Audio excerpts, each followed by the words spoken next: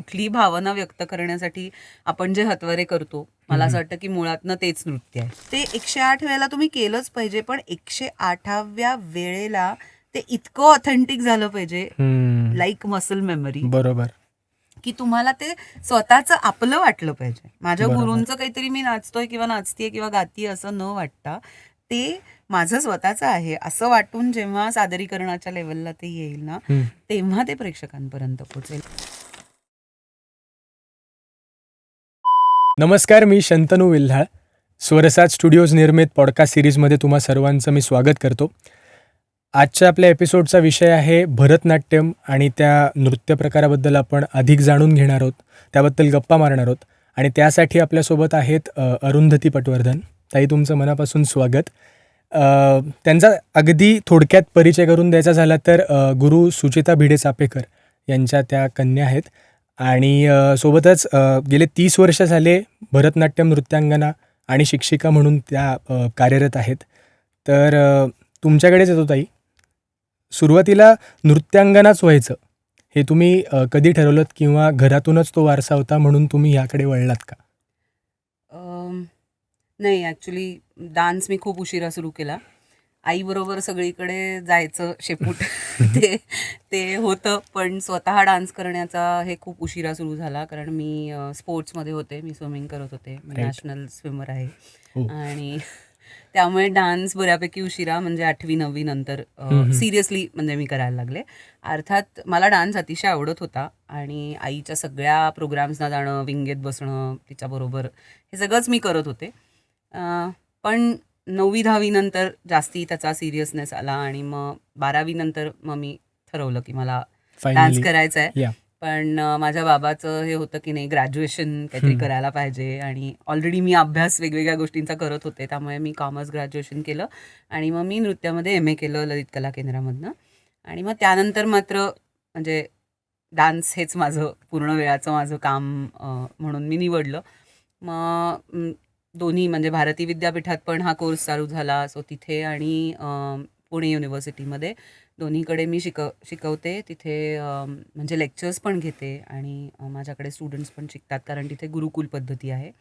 त्याच्याचबरोबर आमची कलावर्धिनी नावाची संस्था आहे, जी आता गेली 20 वर्ष मी त्याचं काम पाहते. आता मी त्याची ट्रस्टी सेक्रेटरी आहे आणि आमच्या महाराष्ट्रभर वेगवेगळ्या ठिकाणी शाखा आहेत. भारतातही वेगवेगळ्या ठिकाणी हा कोर्स आम्ही ज्याला आम्ही मूलगामी म्हणतो, म्हणजे मूळ बेसिक वर्ष जी शिकवली जातात, त्याचा कोर्स आम्ही घेत असतो. सो अशी साधारण महाराष्ट्रात भरतनाट्यम असं म्हटल्यानंतर जी आईनी गेली, आता तिचे 75वा वाढदिवस आम्ही साजरा केला, सो त्याची परंपरा थोडीशी पुढे नेण्याचं काम करते. ग्रेट.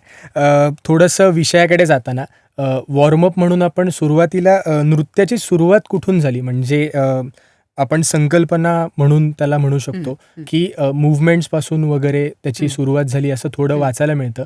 तर त्याबद्दल तुम्ही काय सांगाल? मला असं वाटतं की डान्स हा माणसाचा इंट्रेन्सिक गोष्ट आहे, म्हणजे हालचाल, कारण स्तब्ध बसणं माणसाला फारसं जमत नाही, त्यामुळे कुठलीही भावना व्यक्त करण्यासाठी आपण जे हत्वरे करतो, मला असं वाटतं की मुळातनं तेच नृत्य आहे. कारण की ती पण एक भाषा आहे. कारण की लहान बाळ असतं, त्याला 2च इमोशन्स कळत असतात, एक आपल्याला भूक लागली आहे किंवा आपल्याला दुःख होतंय, कशाचं काहीतरी टोचतंय. तर त्या प्रत्येक गोष्टीसाठी तो एक काहीतरी हालचाल करत असतो आणि त्या हालचालींमधनं त्याच्या आईला किंवा आजूबाजूच्या माणसांना समजत असतं. तर मला असं वाटतं की बोलण्याच्या भाषेच्या आधी पण जी शारीरिक हालचालींची भाषा येते, ते अगदी मुळात आपण असं म्हणू शकतो की ते नृत्य आहे. मग माणसाने काय केलं, तर जसा माणूस, म्हणजे माणसाचं एव्होल्युशन आणि नृत्याचं एव्होल्युशन हे आय थिंक हातात हात घालून जाणारच आहे. ते कुठल्याही कलेचं पण आहे तसं बघायला गेलं तर. प्रत्येक ठिकाणी, प्रत्येक टप्प्यावरती माणसानी कुठल्या ना कुठल्या अशा गोष्टीचा आधार घेतलाय की जी पुढे जाऊन त्याचं रूपांतर कलेमध्ये झालंय, पण त्याचा आधी उपयोग म्हणून ती गोष्ट केली गेली आहे. जसं काही आकृती तुम्हाला कोरलेल्या पहिल्या सगळ्या गुहा चित्रांमध्ये दिसतात, पण त्याची कारणं वेगळी होती. त्यावेळेला स्वतःची टेरिटरी मार्क करणं किंवा तुमचा जो काही कल्ट असेल त्याचं एक काहीतरी प्रतीक म्हणून ती केली गेली. तर तसंच नृत्य आधी एक कम्युनिटी डान्स म्हणून आलं, की मला आनंद होतोय, तो मला तुझ्याबरोबर वाटावासा वाटतोय. आणि त्यासाठी म्हणून मग एक काय म्हणूया आपण ट्रायबल डान्स ज्या पद्धतीने केला, आज आपण त्याला ट्रायबल डान्स ट्रॅव्हल म्हणतो. डान्स म्हणतो. तर ते आलं. आणि मग नागरी लोक म्हणजे जसं वाढलं, जशी समाजाची प्रगती होत गेली, जसा माणूस इव्हॉल्व होत गेला, तसं त्याचं रूपांतर ज्याला आज आपण फोक डान्स किंवा लोकनृत्य म्हणतो त्याच्यामध्ये झालं. आता इतक्यापर्यंत नृत्याचं उद्दिष्ट असं होतं की आनंद व्यक्त करणं किंवा बरोबर. एंटरटेनमेंट.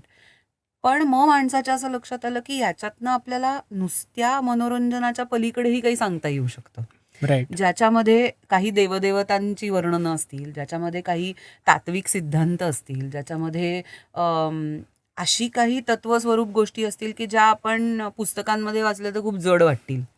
तेच तत्वज्ञान नृत्यामधनं मांडलं गेलं तर त्या ते परफॉर्मन्स मधनं. सोपं वाटायला लागतं, कारण बरोबर. दृकश्राव्य गोष्ट आहे. राईट. नुसतं मी पुस्तकामध्ये काहीतरी वाचणं आणि ते मी हालचालींमधनं, संगीतामधनं ते प्रत्यक्ष पाहणं, Right. याच्यामधनं खूप वेगळा. म्हणून काय म्हणूया आपण, नाट्याला पंचमवेदच म्हटलेलं आहे, की ब्रह्मानंद सहोदर भरत मुनी, त्याच्याकडे आपण येऊच यात. तर ह्या लोकनृत्यातनंच पुढे जेव्हा माणसाची गरज ही जास्त बौद्धिक झाली आणि मनोरंजनाच्या पलीकडे त्याला जेव्हा काहीतरी सांगावंसं वाटायला लागलं, तेव्हा मग शास्त्रीय नृत्याची निर्मिती झाली. राईट. आता दुसरा एक असा छोटासा मुद्दा असा आहे की ज्याला आज आपण क्लासिकल म्हणजे खरं तर शास्त्रीय नृत्याला इंग्लिशमध्ये शब्दच नाही त्याला, बरोबर. किंवा क्लासिकल म्हटलं तर त्याला मराठीमध्ये शब्द नाही.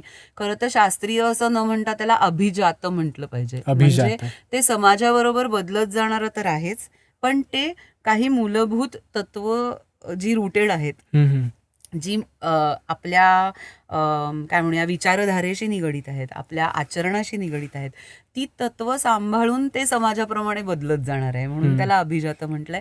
आणि म्हणूनच त्याला परंपरा आहे. नाहीतर Right. ते कंटेम्पररी डान्स सारखं एखाद्या कोरिओग्राफर बरोबर जन्माला आलं असतं आणि ते गेलं असतं, असतं संपलं त्याच्याबरोबर. असतं. पण ते तसंच झालं नाही. याचं कारण त्याची अभिजातता, याचं कारण त्याच्यातली शास्त्रीय मूल्य. मग शास्त्र म्हणजे काय तर कोडिफिकेशन. बर.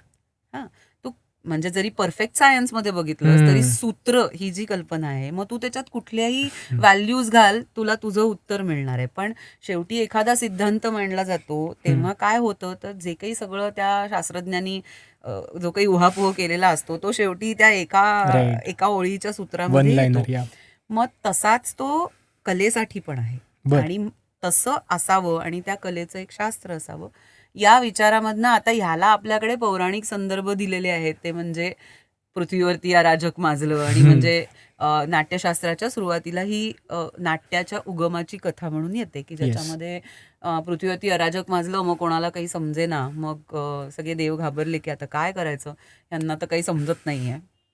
तेव्हा ते सगळे घाबरून शंकरांच्याकडे गेले. तर ते म्हणले की तुम्ही असं काहीतरी क्रीडनीयक म्हणजे खेळणं तयार करा, की ज्या योगे त्यांचं मनोरंजन पण होईल, पण त्यांच्या बुद्धीत पण 4 गोष्टी बर जातील. पडेल. राईट. म्हणून मग ब्रह्मानी त्याची निर्मिती केली, मग विष्णू त्याचा काय डिरेक्टर झाला, आणि मग फायनली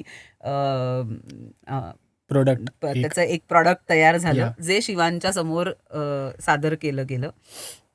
आणि भरतमुनी त्याचे कर्ता करविता होते. आणि त्या सगळ्या प्रोसेसमधनं हा ग्रंथ, जो प्रिमिटिव्ह म्हणजे सगळ्यात पहिला लिखित नाट्य या कॉन्सेप्ट बद्दलचा ग्रंथ आपल्याला जो मिळतो, तो नाट्यशास्त्र आहे. त्याचा काळ खरं तर आपल्याला डिफाईन करता येत नाही, कारण की त्याला षट्सहस्त्री म्हणजे त्याच्यामध्ये 6000 श्लोक आहेत असं सांगितलंय. आता 6000 श्लोक लिहिण्या एका माणसाच्या त्या सगळ्या, म्हणजे त्याचा जर आवाका बघितला आपण प्रचंड सगळ्या, मोठा आहे. तर तो खूप मोठा आहे. आणि तो एका व्यक्तीच्या लाईफस्पॅनमध्ये होईल का पूर्ण, अशी पण शंका आहे. ते तसं आणखीन वाटण्याचं कारण असं आहे की त्याचे रेफरन्सेस, म्हणजे सेम शब्द येतात पण त्याचे रेफरन्सेस बदलतात. बरोबर. म्हणजे सेम संज्ञा काही पाठांच्या पूर्वी समजा एका वेगळ्या अध्यायांच्या पूर्वी वेगळ्या ह्याच्यात मांडलेली असेल तर तीच.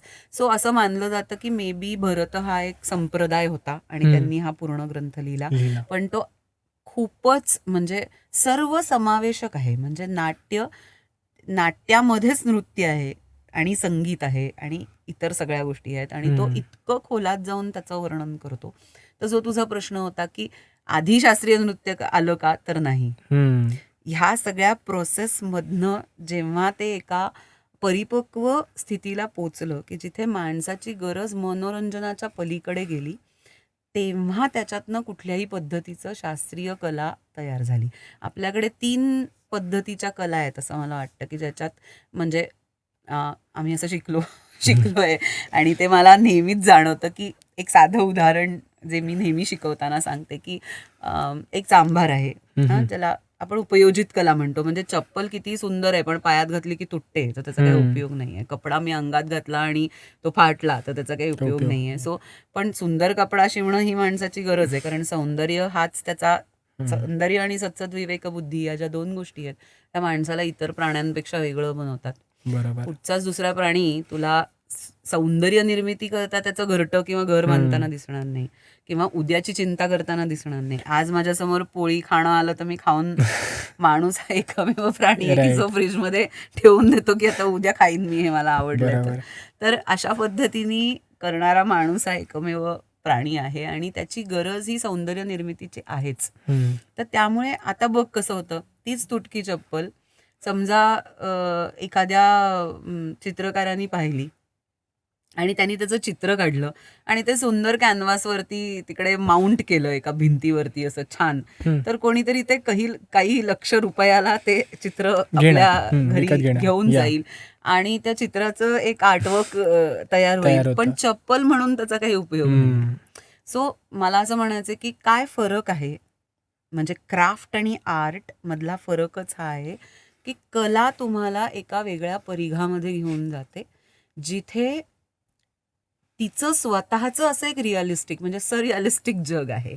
त्या जगामध्ये कला तुम्हाला एका वेगळी अनुभूती देत असते आणि ती अनुभूती देणारी जी कला आहे ती कला क्लासिकच आहे.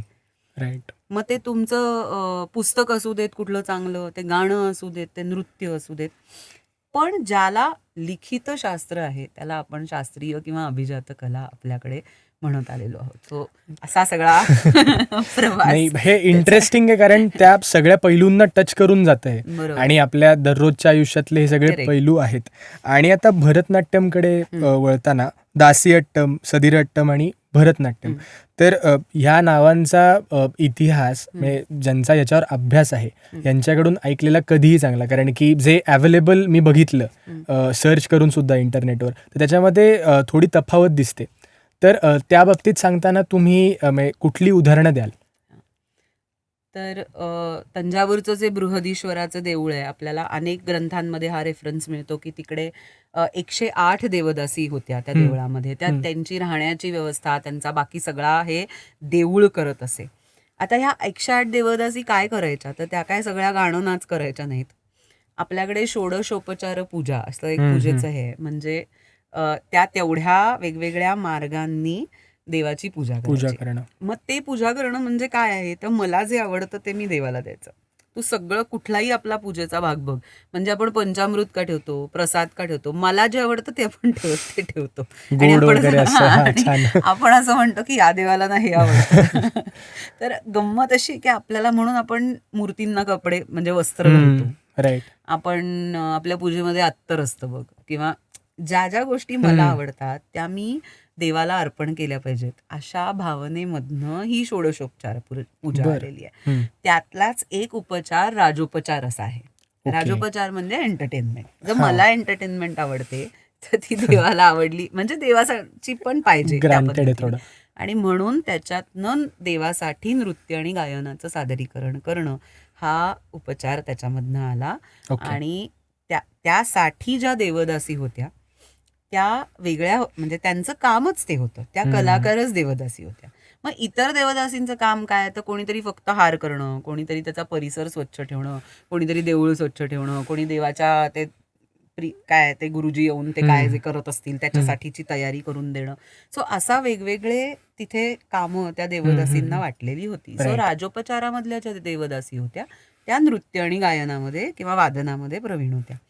मग जे देवदासींनी करायचं म्हणून त्यांना देवदासी म्हटलं. दासी याचा अर्थ आपण सेवक असा जो घेतो तसा नसून दास्य भक्ती असा आपल्याकडे एक नवविधा भक्तीमध्ये एक वेगळा हे सांगितलेला आहे. सो त्या स्वरूपामध्ये त्यांनी भक्ती करायची. त्याचं म्हणजे 18व्या-19व्या शतकामध्ये खूप वेगळं रूपांतर झालं आणि त्याचे काय म्हणायचं एक सामाजिक संदर्भच बदलले. पण अगदी अर्ली मिडिवल पिरियडपासनं आपण जर बघितलं तर आपल्याला ह्या अतिशय पवित्र मार्गाने देवाची पूजा करणं किंवा त्याला स्वतःला सरेंडर करणं हे खूपच सोसायटीचा भाग होता. आणि त्यांनी केलेलं, त्या दासींनी केलेलं नृत्य म्हणून त्याला दासी अट्टम असं म्हणायचं. अट्टम म्हणजे डान्स तमिळमध्ये, सो म्हणून त्याला दासी अट्टम असं म्हटलं गेलं. आता सगळ्यात आधी चोल, मग नायक, मग विजयनगर आणि मग फायनली मराठे, एवढी 4 डायनेस्टीज साऊथमध्ये म्हणजे दक्षिणेमध्ये कर्नाटकापासून खाली सगळीकडे त्यांचं राज्य होतं. सो सगळ्यात आधी चोल होते. त्यांनी काय केलं तर चोल राजे फारच ग्रेट होते. आपण जर हिस्ट्री बघितली तर त्यांनी अगदी चायनापर्यंत स्वतःचा हे नेला होता. म्हणजे चायनामध्ये राजराजा चोलाचा स्टॅच्यू पण आहे. सो ते जे बृहदीश्वराचं मंदिर आहे, सो त्यांनी अनेक चांगली मॉन्युमेंट्स बांधली. तिथल्या त्या सगळ्या आर्टिझन्सना पैसे देऊन त्यांचं खूपच दानशूर ते होते. त्याच्यानंतर नायक आले जे तेलुगू होते आणि थोडा काळ विजयनगरचं साम्राज्य होतं आणि मग नंतर 150 वर्ष मराठ्यांनी राज्य केलं. सो मराठ्यांच्यासाठी already it was set, the field was set. So सदीर शब्द, सदर असा जो फारसी शब्द आहे, जो आपण महाराज सदरेवर आले असं जे आपण म्हणतो.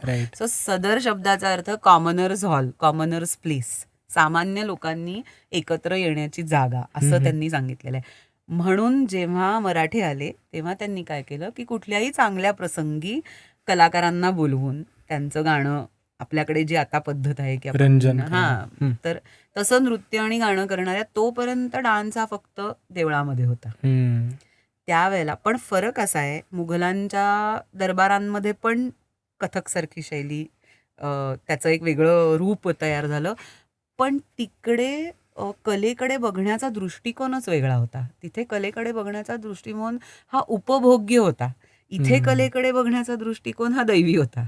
हा फरक आहे, हा प्रचंड फरक आहे. म्हणजे तिथे तुम्ही कलाकाराकडे बघणार, त्याच्यातनं निर्माण होणाऱ्या कलेपेक्षा तुम्हाला कलाकारात जास्ती इंटरेस्ट असणार आणि इथे कलेकडे असणार. आणि ती कला ही देवाच्या पूजेचा भागच आहे हे मानूनच, फक्त आज ती देवळात न होता ती एका वेगळ्या जागी होतीये एवढाच त्याचा हे ठेवला गेला. आणि त्याचं ते जे पावित्र्य होतं किंवा तो जो एक काय म्हणूया आपण भक्ती, हा जो त्याचा पाया राहिलेला आहे, तो मराठ्यांनी कुठेही हलवला नाही.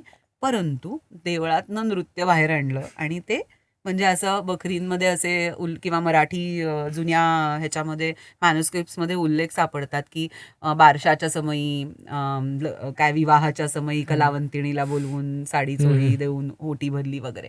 सो त्यावेळेला तिथे त्यांना आणलं गेलं आणि त्यांचं कला सादर केली गेली. म्हणून त्याला म्हटलं सदीर अट्टम, म्हणजे सदरेवरती जे नृत्य झालं त्याला सदीर अट्टम म्हटलं. आणि मग त्याचं नामकरण भरतनाट्यम जे झालं ते साधारण 16व्या-17व्या शतकाच्या पुढेच. म्हणजे तर ते कुठनं झालं तर नाट्यम हे होतंच ऑलरेडीच, पण ज्या नृत्यामध्ये आता नाटकातनं डान्स यावेळेला बाहेर आला, आता तो नाटकाचा भाग म्हणून नव्हता. आतापर्यंत कुठल्या तरी नाटकाचा एक छोटा भाग म्हणून तो प्रेझेंट होता, स्वतंत्र अस्तित्व त्याला आलं. म्हणून मग भाव, राग आणि ताल असे ज्याच्यामध्ये इन्क्लुडेड आहेत, म्हणून त्या नाट्यमला भरत जोडलं. अच्छा, असा तो विस्तृत इतिहास आहे सगळा. राईट. आणि मग यामध्ये जसं तुम्ही मगाशी मेन्शन केलं की डिकोड करणं, म्हणजे ह्या शब्दांचे अर्थ सुद्धा डिकोड करणं, तर डिकोड करणं तेव्हा सोपं होतं जेव्हा ती भाषा समजते. आणि जेव्हा आपण पुढे जातो आणि हे जेव्हा काय म्हणतात कंप्लेंट्स असतात की महाराष्ट्रात बरेचदा जेव्हा भरतनाट्यम सादर होतं किंवा सादरीकरणं होतात त्याची, तेव्हा ते तमिळ आणि तेलुगू भाषेमध्ये बरंचसं त्याचं म्हणजे काय रचना असतील किंवा गाणी असतील ते असल्यामुळे तेवढा तो डिकोड करता येत नाही. पण हे पण आपण बघतो की तंजावरचे जे राजे आहेत त्यांची मराठी निरूपण आहेत, रचना आहेत, तर त्या फारशा दिसत नाहीत पुढे येताना. तर तुम्ही जसं इतिहासात आपण आता इतिहासावर बोलतो आणि इतिहासाबद्दल बोलताय ह्या कलेच्या, तर ह्याकडे कसं पाहिलं जातं की त्यांनी पण काहीतरी जपून ठेवलेल्या कला आहेत किंवा लिखाणं आहेत, ती पुढे कशी यावीत किंवा येत आहेत का तेवढी? जेवढी म्हणावी तेवढी महाराष्ट्रामध्ये त्या पद्धतीने केली जात नाही आहेत. पण म्हणजे माझ्या आईचे जे गुरु होते आचार्य पार्वती कुमार, जे स्वतः महाराष्ट्रीयनच होते, कोकणातले होते, मालवणी. आणि पण त्यांनी त्या काळामध्ये भरतनाट्यमला स्वतःचं म्हणजे काय पॅशनच होती त्यांची. आणि ती पॅशन फक्त डान्स करण्यापुरती मर्यादित नव्हती. हे मला खूप महत्त्वाचं वाटतं की त्यांनी एवढा सारा रिसर्च करून की सरफोजी शहाजींच्या रचना, म्हणजे शहाजीराजे दुसरे आणि सरफोजीराजे दुसरे असे जे दोन महत्त्वाचे कविराजे मानले जातात. आणि त्याच्याबरोबर अनेको कंटेम्पररी कवी आहेत त्यांचे, ज्यांची पण पुस्तकं सरस्वती महाल नावाची लायब्ररी पब्लिकेशन आहे, ज्यांनी पब्लिश केलेली आहेत, जी मराठ्यांच्या काळापासनची लायब्ररी आहे. राईट. जी आता गव्हर्नमेंट अंडरटेकिंग, गव्हर्नमेंटच्या आपल्या भारत सरकारच्या त्यांच्या तयारीखाली आहे. आणि तिथे अनेक मॅन्युस्क्रिप्ट्स रिवाईव्ह होण्याचं काम चालू आहे. एक कारण मला असं वाटतं की बरंचसं मराठी साहित्य ना तेलुगू भाषेत आहे, म्हणजे स्क्रिप्ट तेलुगू आहे. कारण की तेलुगू स्क्रिप्ट लिहिण्यासाठी साधं लाकडाचं किंवा पानावरती, कारण की ती नुसती अशी आपल्याकडे मोडी कशी लिहितात, मराठी लिहिण्याकरता तुम्हाला खूप कडक कागद पाहिजे, तुम्हाला ते येत नाही. आणि तेलुगू खूप फोनेटिक आहे, त्यामुळे कुठलीही भाषा त्याच्यामध्ये लिहिता येऊ शकते. म्हणून, आणि मराठ्यांच्या आधी तेलुगू राजे होते, त्यामुळे खूप सारी मॅन्युस्क्रिप्ट्स तेलुगूमध्ये आहेत. आणि अजूनही त्यांचं सगळं प्रिझर्वेशन आणि याचं काम चालू आहे. हा एक भाग आहे त्याच्यातला. आणि दुसरा भाग हा आहे की अजूनही खूप लोकांना माहिती नाही आहे की एवढी सारी काव्य आणि एवढ्या साऱ्या रचना त्यांच्या लिहिल्या गेलेल्या आहेत. मास्तरांचं एक तंजा नृत्य प्रबंध नावाचं पुस्तक प्रसिद्ध आहे. आणि त्यातनं काय आहे, शेवटी ते त्या काळाशी योग्य अशी साहित्य रचना केलेली आहे. आता ती आजच्या काळासाठी कशी मोल्ड करायची, हे थोडंसं जरा हेक्टिक काम आहे. त्यामुळे ते सगळेच जण ते घेतात असं नाही. पण मला खूप अभिमान आहे की आम्ही सगळे, म्हणजे आमच्या परंपरेमध्ये खूपच आम्ही मराठी साहित्य वापरतो. आणि खूप साहित्यिक दृष्टीने पण अतिशय म्हणजे उच्च दर्जाचं साहित्य त्यांनी लिहून ठेवलंय, जेवढं तुम्हाला तमिळ तेलुगू भाषेमध्ये पण मिळणार नाही. कारण की मराठी भाषा इतकी समृद्ध होती की, आणि ज्याला संस्कृतचा आधार होता. आणि मला असं वाटतं की अतिशय हुशार होते ते राजे. म्हणजे कवी मन जरी असलं ना तरी एक जी चातुर्याची हुशारी असते ती त्यांच्या काव्यांमध्ये दिसते आपल्याला. आणि तू जे म्हणलास की फक्त भाषा असं मला वाटत नाही. काय आहे, नृत्याच्या 3 भाषा आहेत. एक आहे संगीताची भाषा, एक आहे हस्त आणि मुद्रांची भाषा, आणि एक आहे आपली बोलण्याची भाषा. तर ह्यातल्या 3ही भाषा महाराष्ट्रीय प्रेक्षकांना समजत नाहीत. कारण की भरतनाट्यम बरोबर येतं ते कर्नाटक संगीत, ते आपल्या कानांना ऐकायची सवय असते. म्हणजे चांगलं म्युझिक ऐकायची सवय आहे, पण कर्नाटकी संगीत ऐकायची सवय नाही. सो संगीत नाही, हस्त मुद्रांचं तर काहीच कळत नाही, आणि शब्दांची भाषाही कळत नाही. मग अशा वेळेला कसं नृत्य समजून घ्यायचं. म्हणून मग आईनी बऱ्यापैकी मराठी रचना त्याच्यात आणणं, किंवा राग जे कर्नाटिक आणि हिंदुस्थानीमध्ये कॉमन असतील असे राग आणणं, की जे महाराष्ट्रातल्या प्रेक्षकांना किंवा उत्तर हिंदुस्थानी प्रेक्षकांना समजतील. हा तिचा पहिला टप्पा होता की ज्याच्यात भरतनाट्यम महाराष्ट्रामध्ये पॉप्युलर. म्हणजे तिला असं वाटायचं की नुसतं डान्सर आहे आणि ती सुंदर सुंदर दिसते आणि छान कपडे घालते, याच्या पलीकडे काही नाही, कलेच्या दृष्टीने काहीतरी. सो हा तिचा खूप महत्वाचा प्रचाराचा हे होता. आणि त्याचंच फलित आज असं आहे की आपल्याला ऍटलिस्ट एवढी तरी माहिती आहे आज त्या शैलीबद्दल, आणि एवढे सारे लोक ते म्हणजे मुली शिकतायत आणि शिकतच म्हणजे राहतायत, किंवा त्यांना ते करत राहावं असं वाटतंय. हा एक भाग झाला. आणि तुम्ही जेव्हा सुचेताताईंचा आत्ता मेन्शन केला, त्याला जोडून मला विचारायचं की नृत्यगंगा या नृत्यधारेविषयी देखील भरपूर म्हणजे बोललं देखील जातं, आणि ती महाराष्ट्रात पोचली देखील आहे. तर ह्याबद्दल जर तुम्ही आम्हाला सांगितलं तर ऐकायला नक्की आवडेल, कारण की तुमच्या घरातूनच तुम्हाला ते जवळून बघायला मिळालं अगदी. सो याच जसं मी मगाशी म्हणत होते की कशी पोचवायची ही महाराष्ट्रातल्या लोकांच्या पर्यंत. आणि शिवाय महाराष्ट्राला नृत्याची परंपरा नाहीये, मग कसं आणायचं.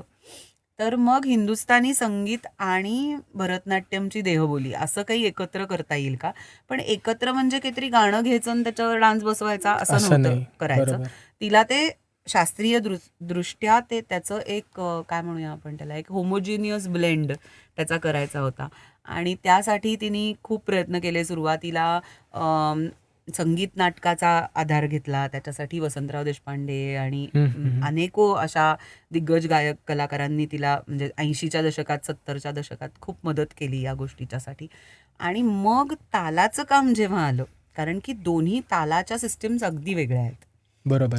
मग तालाचा भाग भरतनाट्यम मधनं कसा इंटरप्रिट करता येईल, राईट. मग त्याच्यासाठी पंडित सुरेश तळवलकर आणि प्रकाश शेजवळ यांना पखवाजामधले दिग्गज नाव आहे, अशा अनेक लोकांनी आईला मदत केली. आणि गुरुजींचं तर म्हणजे तळवलकरांचं तर खूपच योगदान गुरुजींचं आहे त्यामध्ये.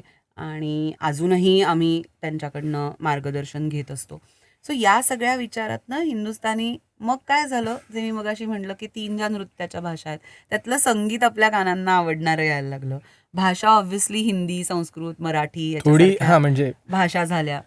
त्यामुळे लोकांना आपोआपच जे काही म्हणतोय रस निर्माण झाला त्याच्यामध्ये. म्हणजे बरोबर. नाही मी बोलत म्हटलं तर मी नाही मी बोलत म्हटल्यावरती समजण्याजोगं आहे ते. तर ते त्याचा खूपच म्हणजे फायदा झाला या सगळ्या प्रोसेसमध्ये.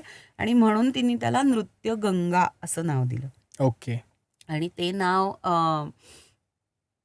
मला असं वाटतं की या विचाराने होतं की गंगा ही आपल्या देशभर वाहणारी नदी आहे. बरोबर. आणि तिचा उगम जरी कुठे एका ठिकाणी असला तरी ती पूर्ण देशभर संबंध वाहते. कव्हर करते हां. देश. तर त्यामुळे तिला असं वाटलं की ही शैली अशी आहे की जी आता भाषा, संगीत या सगळ्याच्या पलीकडे जाईल आणि एक संपूर्ण नृत्याचा अनुभव, त्याचा एक आनंद प्रेक्षकांना घेता येईल. म्हणून नृत्यगंगेची निर्मिती झाली. आता त्याच्यामध्ये जवळजवळ 100-150 वेगवेगळ्या रचना तयार झालेल्या आहेत. अनेक मुली ते पुढे शिकतायत आणि परफॉर्म करतायत आणि लोकांना ते खूप आवडतंय. नृत्यगंगाविषयी तुम्ही जेव्हा आत्ता आम्हाला सांगितलं, सोबतच मला आता थोडं पर्सनल मेमरीकडे जायचं आहे, की तुम्ही सुद्धा नवनवीन प्रोजेक्ट्स करत असता, महाराष्ट्रभर तुमचे दौरे सुरू असतात. यामध्ये अशी कोणती मेमरी तुम्हाला अविस्मरणीय वाटते का, की ज्याच्यातून तुम्हाला देखील शिकायला मिळालं? आता यावर्षी माझं एक प्रोडक्शन होतं शिवम नावाचं, ते 10 वर्ष, आता त्याला 10 वर्ष झाली. त्यावेळेला हे नृत्यगंगा तर मी शिकत होते, डान्स करत होते, पण भरतनाट्यम किंवा मराठी रचनाही करत होते. पण भरतनाट्यमचा जो टेक्निकल आस्पेक्ट आहे, त्याचं जे तालातल्या गोष्टी आहेत, त्या आईचे गुरु किंवा त्यांच्याकडे एका विशिष्ट पद्धतीने शिकवल्या जातात. पण मला मृदंगातलं वादन किंवा त्याच्याबरोबर कसा डान्स करता येईल आपल्याला, किंवा हा माझा एक खूप आवडीचा विषय होता.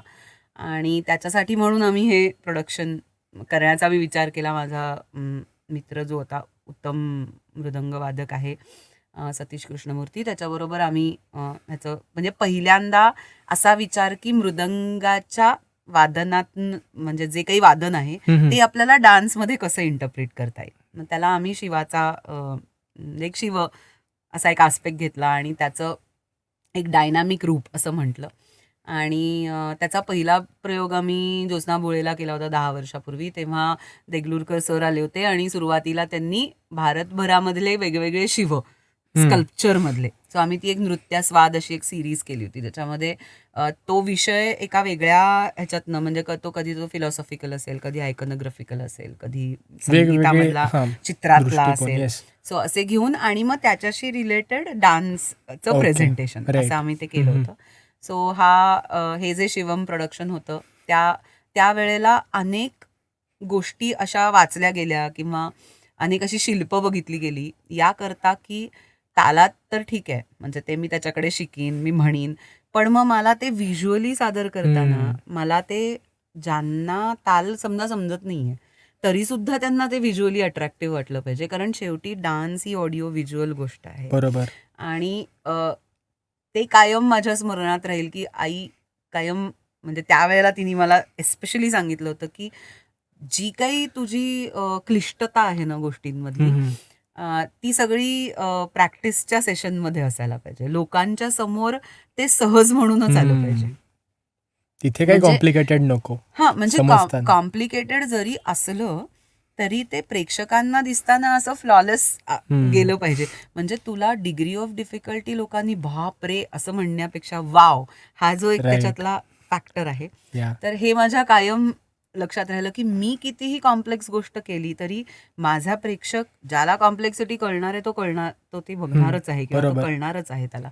पण ज्याला ते इतरांना. नाही कळत आहे बरोबर. त्याच्यासाठी पण ते तितकंच हम्म. इंटरेस्टिंग व्हायला एंगेजिंग सुद्धा एंगेजिंग व्हायला पाहिजे, इंटरेस्टिंग व्हायला पाहिजे आणि त्याला प्रश्नही पडले पाहिजेत आणि त्यांनी पुन्हा पुन्हा बघायला आलं पाहिजे. सो हा सगळा विचार त्या प्रोडक्शनच्या वेळेला झाला आणि त्या निमित्ताने अनेक गोष्टी पाहिल्या वाचल्या गेल्या. अजून एक असंच आम्ही नवविधा भक्तीवरचं प्रोडक्शन केलं होतं ज्या वेळेला तर खूप म्हणजे त्यावेळेला पहिल्यांदा माझी इंट्रोडक्शन टू भक्ती संप्रदाय. कारण कितीही मी म्हणजे डान्सचे वेगवेगळ्या गोष्टी करत असले तरी असा डायरेक्ट भक्ती संप्रदायाशी काही हे नव्हता. आणि संबंध मग नव्हता. हा. किती वेगवेगळ्या लोकांनी साहित्य लिहिलंय त्याच्यामध्ये आणि ते किती इंटरेस्टिंग आहे. तर मला असं वाटतं की जर तू म्हणलास की काय लक्षात राहतं त्या प्रोडक्शन्स मधनं तर त्याच्यासाठी केलेलं प्री वर्क लक्षात राहतं. प्रोसेस ती त्याची अख्खी. ती जी प्रोसेस असते ती लक्षात Right. राहते. आणि मला असं वाटतं की प्रत्येक नर्तकानी हे केलं पाहिजे. म्हणजे साध्यातली साधी छोट्यातली छोटी वक्रतुंड महाकाय जरी करायचं असलं तरी तुम्हाला त्याचा पूर्ण अर्थ माहिती पाहिजे. कारण जे पुस्तक आम्ही भरतनाट्यममध्ये फॉलो करतो नंदिकेश्वराचा अभिनय दर्पण त्याच्यात एक खूप सुंदर श्लोक दिलेला आहे आणि त्याचं नाव सांगितलंय नाट्यक्रम. म्हणजे डान्स करताना काय काय लक्षात ठेवायचं. बर. हा तर तो म्हणतो की अंगेन आलंबयेत गीतम म्हणजे शरीराने गाणं आळवावं. म्हणजे गाणं ही अशी गोष्ट आहे की जी माझ्या कानात ऐकू आल्यानंतर माझं काय होतं ते व्हायला हवं. बर. अंगेन आलंबयेत गीतम हस्तेन अर्थम प्रदर्शयेत. जो अर्थ आहे शब्दाचा तो माझ्या हस्तामधनं आला पाहिजे. म्हणजे जा ये खा काय रड सिम्बॉलिकल म्हणजे हा. तसं. तो हस्त तो सिंपल हस्त आहे किंवा फूल. राईट. पण चक्षुर्भ्याम दर्शयेत भावम. आता हे फूल आहे हे त्याच्याकडे मी कशा पद्धतीने बघतीये ते माझ्या डोळ्यात जर दिसलं म्हणजे कोणीतरी काहीही मी न करता असं म्हटलं तर समोर कोणीतरी आहे किंवा मी असं केलं तर असं वाटलं पाहिजे की कोणीतरी राईट आहे. राईट. हो. So, डोळे हा आपल्या मनाचा आरसा आहे असं आपण नेहमी म्हणतो. सो तेच तो म्हणतो की चक्षुर्भ्याम दर्शयेत भावम पादाभ्याम तालमाचरेत. हे सगळं केल्यानंतर काय करायला पाहिजे तर यतो हस्त ततो दृष्टी. म्हणजे मी असं करते आणि इकडे बघतीये तर तू बघणार तिकडेच आहेस इथे नाही. बरोबर. तो कनेक्ट सुद्धा महत्वाचा आहे खूप. सो यतो हस्तस ततो दृष्टी यतो दृष्टी ततो मनः. मी असं केलं आणि बघितलं म्हणजे झालं नाही. मी असं करून असं बघायला पाहिजे की मला वाटलं पाहिजे की हे फुल आहे. तेव्हा ते दुसऱ्यांना सुद्धा यतो दृष्टी बघणाऱ्याला. ततो मनः यतो मनः ततो भाव. जर तिथे माझं पूर्ण कॉन्सन्ट्रेशन असेल तर त्याच्यातनं माझ्या चेहऱ्यावरती मला वाटेल मला वास येईल. मग त्याचं मला मऊ मऊ लागतंय असं मला वाटेल. तो जो काही भाव असेल तो माझ्या चेहऱ्यावर उमटेल Right. आणि मग तो ट्रान्समिट होईल लोकांच्या पर्यंत आणि येतो भाव ततो रसा. हा मग रसाची निर्मिती होईल.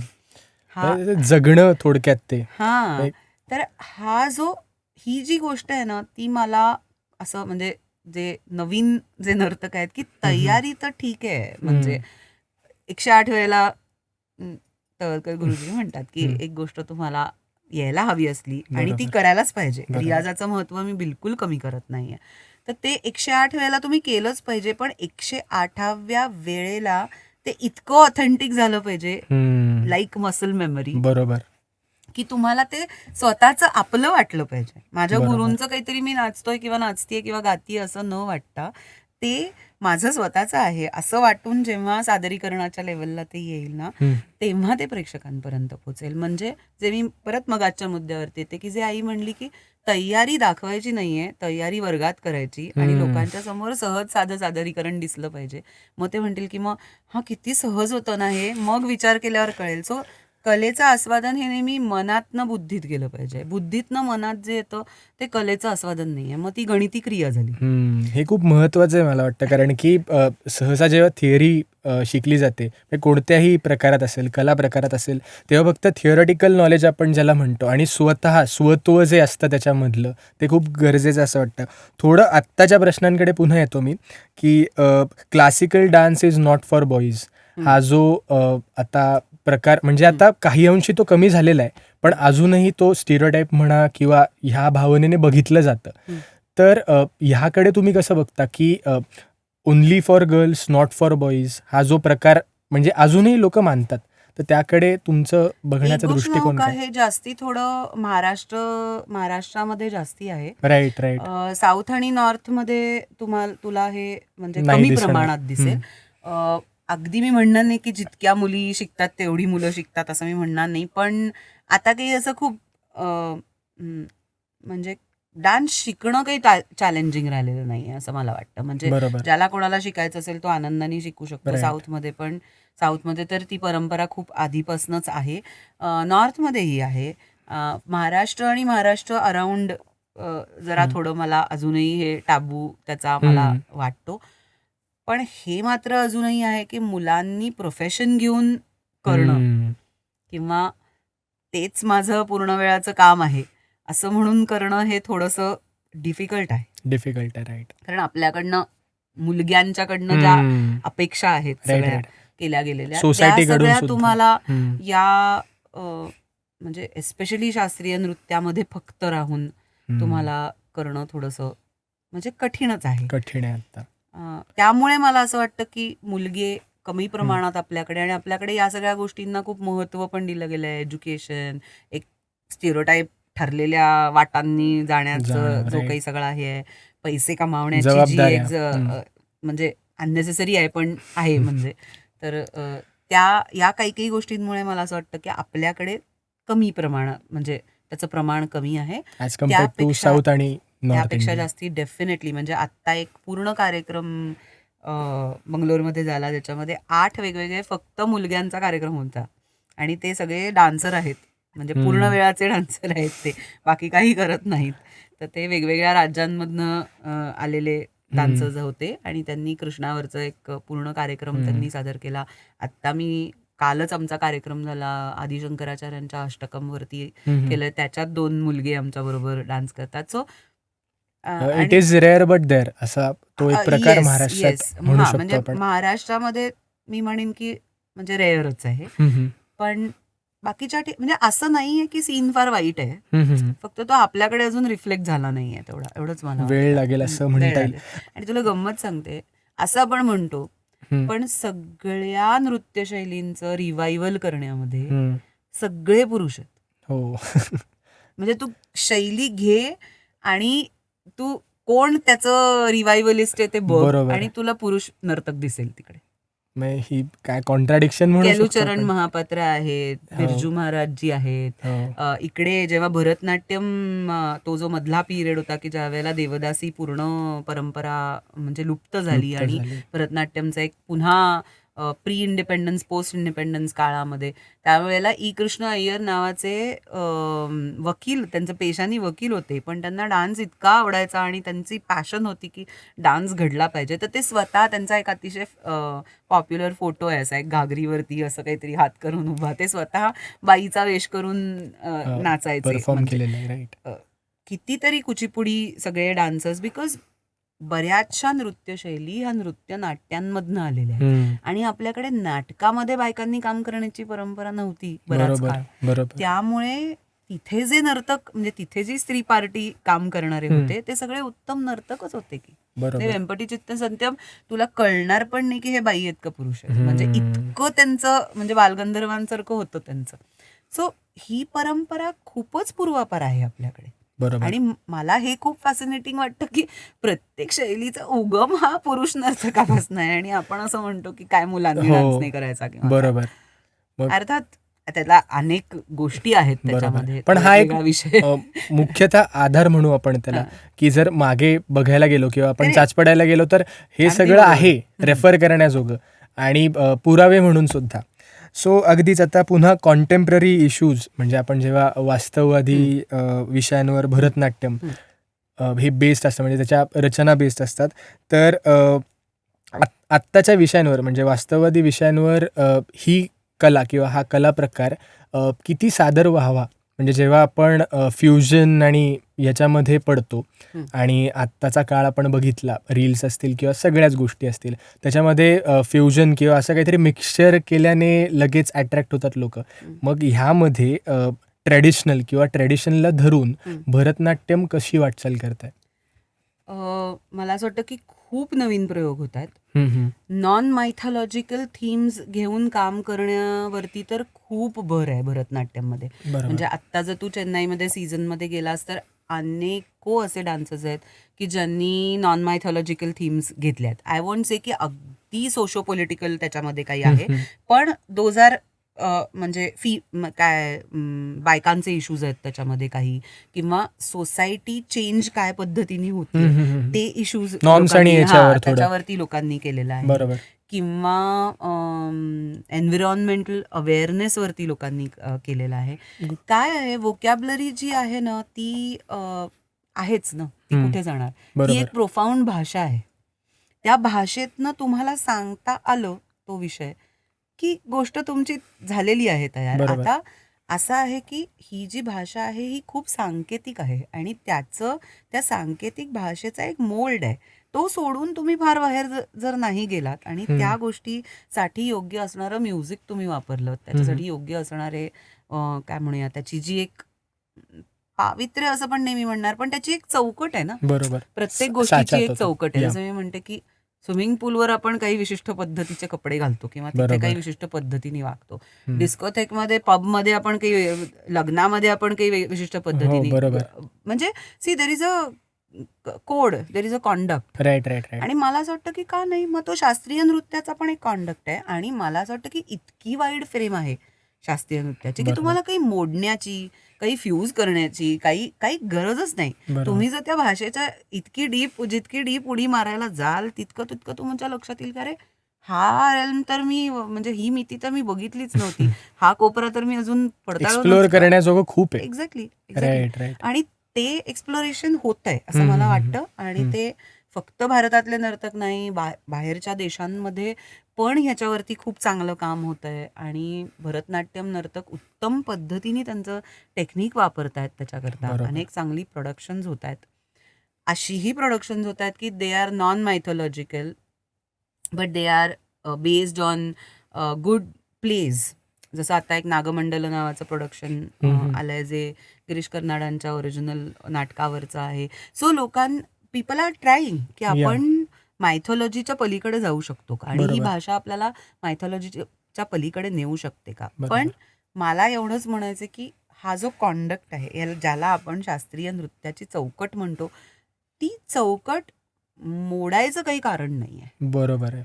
ते आणि डिसिप्लिन त्याला पाळलं चौकट पाहिजे. राईट. मानण्याचंही काही कारण नाहीये माझ्या दृष्टीने. ती तुम्ही अशी सरकवत नेऊ शकता ना, ती मोडायचे कशाला. तो कारण प्रकार आहे तीच शेवटी.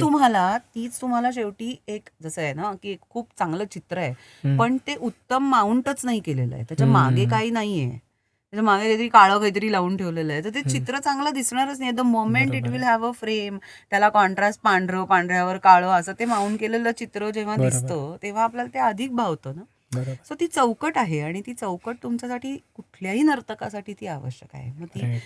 शास्त्रीय नृत्यशैली असो किंवा ती कुठलीही नृत्यशैली असो, शेवटी आपल्याला प्रेक्षकांच्या मनापर्यंत पोचायचंय.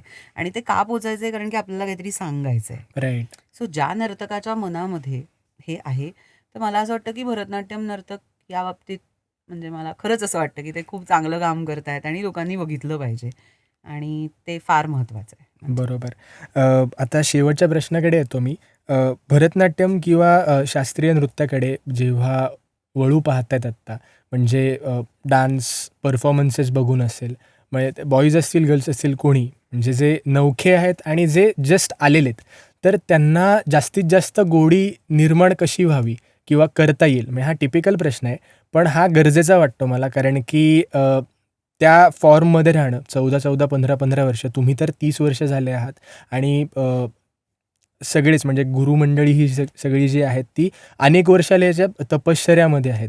तर या तपश्चर्येमध्ये राहताना तुम्हाला कशा प्रकारे गोडी निर्माण करता येईल असं वाटतं?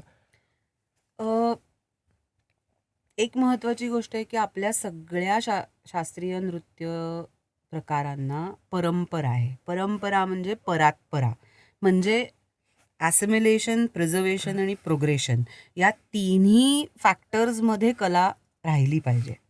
सो कोणाचं तरी काम आहे की जुनं आहे ते प्रिझर्व करा, बरोबर. कोणाचं तरी काम आहे की जे हरवत चाललेलं आहे त्याला एकत्र करा, बरोबर. आणि कोणाचं तरी काम आहे की आता ह्याच्या पुढे काय होऊ शकतं.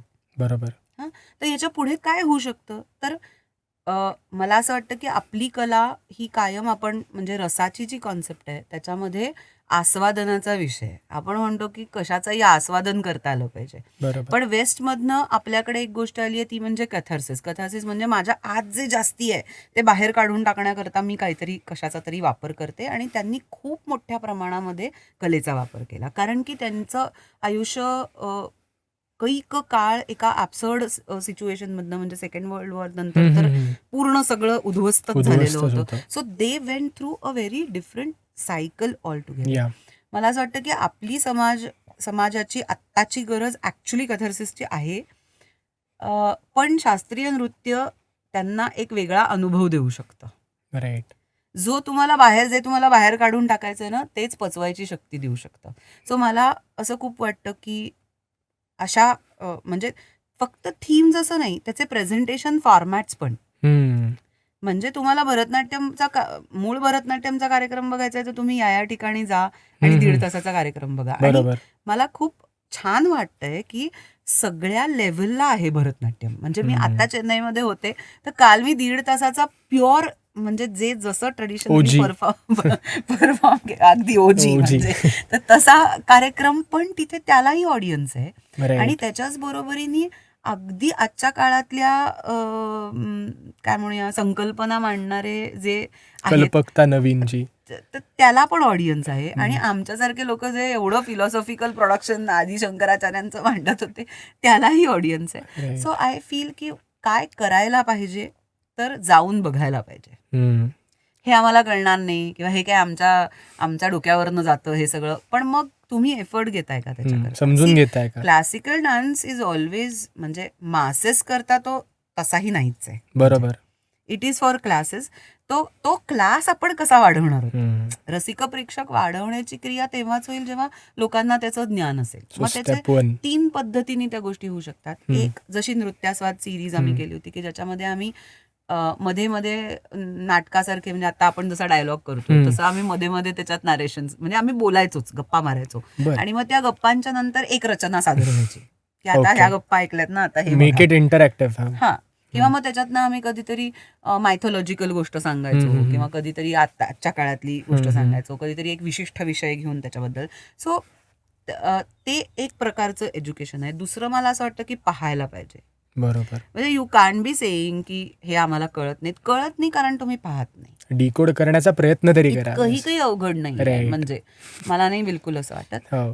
पण असंही मला वाटतं की जशा नवीन यंग मुली आहेत, आता आमच्याकडेच एक शिकलेली मुलगी आहे, ती सध्या तिच्या इन्स्टा हँडलवरती की तुम्हाला कसं कळेल भरतनाट्यम, तर मग बोलणं, येणं, जाणं असं ती हस्त करून त्याच्याबरोबर ते सांगते की असं तुम्ही लक्षात ठेवा बरं का, हे म्हणजे हे तुम्हाला समजेल. सो पीपल आर ट्राईंग या काय करता एक्सपेरिमेंट्स येऊ आर देअर. शकतं. या हा एक मुद्दा. आणि शास्त्रीय कला या अनाकलनीय नाही आहेत. त्याचा जो एक आपल्या मनावरती असा एक टाबू आहे ना की हे आपल्याला समजतच नाही, तर तो लोकांनी आता मात्र काढून टाकला पाहिजे. त्यातून बाहेर पडलं पाहिजे थोडंसं. आता कलाकारांनी काय केलं पाहिजे तर ज्याला एक खूप सुंदर कॉन्सेप्ट नाट्यशास्त्रामध्ये त्यांनी सांगितली आहे, नाट्यधर्मी आणि लोकधर्मी अशी. सो नाट्यधर्मी म्हणजे काय तर सांकेतिक भाषा किंवा सांकेतिकता. आणि लोकधर्मी म्हणजे काय कलोक्युअल, जे मी रोज करते ते. आता कुठल्याही सादरीकरणाचा एक गोष्ट नाट्यधर्मी असली तर दुसरी लोकधर्मी असायला पाहिजे. म्हणजे माझं कंटेंट जर सांकेतिक असेल तर माझं प्रेझेंटेशन हे लोकधर्मी असायला पाहिजे. राईट. जर माझं प्रेझेंटेशन हे नाट्यधर्मी असेल तर त्याच्यातला कंटेंट हा लोकधर्मी असायला पाहिजे. म्हणजे माझं तंत्र साधं तुला सांगते. आता कृष्णा नी बेगने बारो असं एक पद आहे कानडी. तर कृष्णा नी बेगने बारो असं मी केलं आणि शब्द कोणीतरी गातंय कृष्णानी बेगने बारो, तर तुला काही समजणार नाही. बरोबर. पण जर त्याच्यातच मी तर काहीच म्हणजे काही नसलं मागे तरी सुद्धा कोणीतरी कोणाला तरी बोलावतंय, काहीतरी इंटरॅक्शन चाललं, एवढं तर समजेल त्याच्यातनं. सो बरोबर. मला असं वाटतं की कलाकारांनी ते आपल्या प्रेक्षकांना कसं रिलेट करता येईल त्याच्याकरता माझा नवरा कायम म्हणतो की काय हे तुम्ही करता, हे काही कोणाला कळत नाही, कशा करता तुम्ही ते करता, कोणाला काही समजत नाही. तर मग तो आधी म्हणायचा की हे मी का येऊ तुझ्या कार्यक्रमाला, कारण की मला काही समजत नाहीये बरोबर. ह्याच्यातलं. मग दॅट ट्रिगर्ड की ते का समजत नाहीये ह्याची कारणं शोधली ही पाहिजेत. कारणं तुम्ही सांगितली ती. त्याला उपाय हा नाही की मी माझा डान्स डायल्यूट करीन, बरोबर. त्याला उपाय हा आहे की मी हे शोधलं पाहिजे की मी कसं पोहोचवणार आहे बरोबर. प्रेक्षकांपर्यंत. सो मला असं वाटतं की इट इज बोथ साइड्स. या यंगर जनरेशननी डान्स बघायला आलं पाहिजे, बरोबर. म्हणजे आपली मैत्रीण डान्स करते म्हणून तरी यायला पाहिजे. आणि आमच्याकडे असं होतं, म्हणजे कधी न येणारे मुलगे आमच्याकडे डान्स बघायला येतात आणि मग त्यांना आवडतं, Right, मग ते येतच राहतात. तर मला असं वाटतं की असं काहीच म्हणजे रॉकेट सायन्स नाहीये की बरोबर. तुम्हाला समजणार नाही, पण you just have to be at it, एवढंच Yeah. मला वाटतं. आणि कलाकारांनी तो हे ठेवला पाहिजे की आपल्याला पोचलं बरोबर. पाहिजे म्हणजे तिथपर्यंत. ग्रेट. म्हणजे पाहायला गेलं तर डीप टॉपिक आहे तसा, पण खूप इंटरेस्टिंग पद्धतीने ताईंनी मांडला. आणि डान्सर्सच नाही तर नॉन डान्सर्सना सुद्धा हे खूप उपयुक्त ठरेल असं मी म्हणेन. ताई तुमचं खूप खूप धन्यवाद. म्हणजे तुम्ही वेळ काढून आलात आणि आमच्याशी एवढ्या विस्तृत पद्धतीने बोललात. क्लासिकल म्हटल्यानंतर लोकांना ते कुठेतरी एंगेजिंग पण वाटलं पाहिजे, हे ह्या कॉन्व्हर्सेशनमधनं कळालं असं मी म्हणेन. तुम्हाला पॉडकास्ट आवडला असेल तर पॉडकास्ट नक्की लाईक करा, शेअर करा आणि आमच्या स्वरसाज स्टुडिओज या चॅनलला सबस्क्राईब करा. आणि तुम्हाला हे इंटरॅक्शन कसं वाटलं हे आम्हाला कॉमेंट्समध्ये नक्की सांगा. धन्यवाद. थँक्यू. तुमचे देखील धन्यवाद.